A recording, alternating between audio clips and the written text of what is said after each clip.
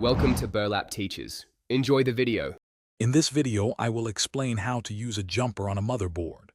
Jumpers are tiny, yet powerful components that play a crucial role in configuring your system.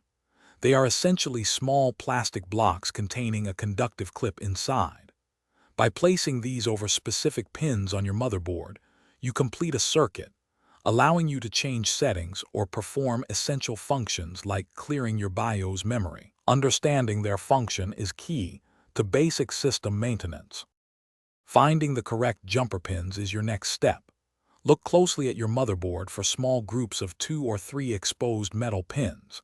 These pin sets are usually labeled, indicating their specific function, such as CMOS clear or BIOS reset. It is absolutely essential to refer to your motherboard's user manual.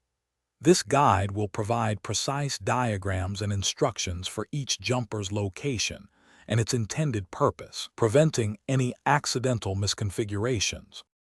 Once you have identified the correct pins, using the jumper is straightforward. First, always power down your computer completely and unplug all cables for safety. Then, gently slide the small plastic jumper block over the 2 or 3 designated metal pins. Make sure the jumper is seated firmly and securely on both pins to ensure a proper electrical connection. This simple action completes the circuit, initiating the desired configuration change or function. Jumpers serve several important functions. One of the most common uses is clearing the CMOS memory, which can resolve many boot-up issues or forgotten BIOS passwords.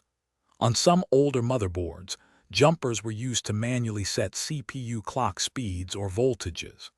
They can also configure boot device priority, enable or disable specific onboard components, or even switch between different BIOS versions. Always check your manual for specific applications relevant to your system. Thanks for watching. Consider subscribing if this video helped you.